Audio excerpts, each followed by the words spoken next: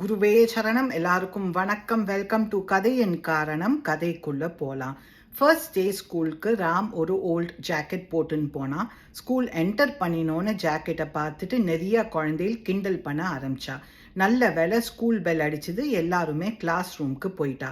ராம் அவனோட class room போன அப்புறம் தான் அவனுக்கு தெரிஞ்சுது கிண்டல் பண்ணின நிறையா பசங்க அவனோட கிளாஸ்மேட்ஸ்னு. கரெக்டாக பிரின்சிபல் ஒரு பாயை கூட்டிட்டு கிளாஸ்க்கு வந்தா. கிளாஸை க்ரீட் பண்ணிட்டு she said, meet your new classmate Rahim, be kind, be a good friend அப்படின்னு சொல்லிட்டு அந்த principal left the room. Principal போனோன்னு மறுபடியும் ராம டீஸ் பண்ண ஆரம்பிச்சிட்டா. ஒரு பையன் சொன்னான், என் பக்கத்தில் கூட நீ வந்துடாத, அவ்வளோ பழைய ஜாக்கெட், உன்னை பார்த்தாலுமே ரொம்ப டர்ட்டியாக இருக்கேன்னு. நிறையா பசங்க வந்து பேப்பர் பால்ஸ் எல்லாம் அவன் மேலே த்ரோ பண்ணினா.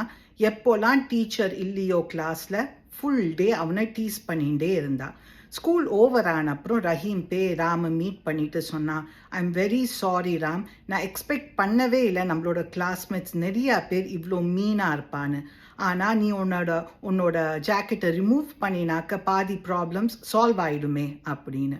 ராம் சிரிச்சுட்டு சொன்னான், இன்னைக்கு ஜாக்கெட், நாளைக்கு நான் என்ன பண்ணினாலுமே அவளை ப்ளீஸ் பண்ண முடியாது.